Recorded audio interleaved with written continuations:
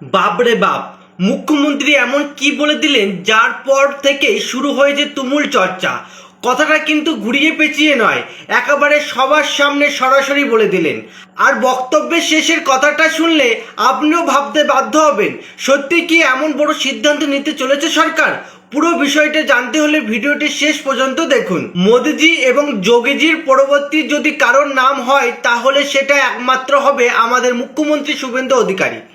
কারণ তিনি মুখ্যমন্ত্রী হওয়ার আগেও যে কথাগুলো বলেছিলেন, এখন মুখ্যমন্ত্রী হওয়ার পরেও কিন্তু সেই কথাগুলোই ফলো করছেন। দুদিন আগে একটি সভাতে মুখ্যমন্ত্রী শুভেন্দু অধিকারী বলে দিয়েছেন, আমাদের দেশকে সুরক্ষিত রাখার দায়িত্ব আমাদের। দেশকে কিভাবে প্রোটেক্ট করতে হয় সেটা আমাদেরকেই ভাবতে হবে।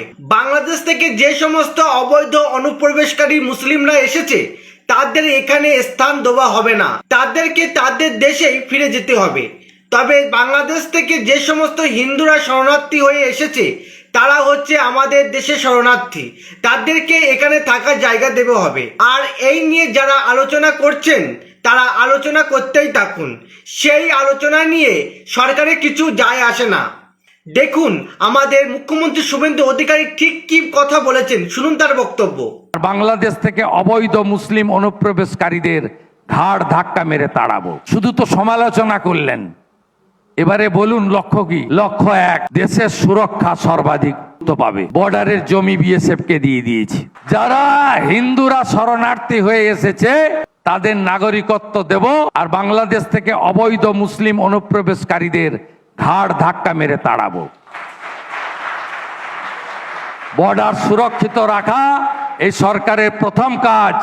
নাম পশ্চিমবঙ্গ থাকবে, ইতিহাস আছে।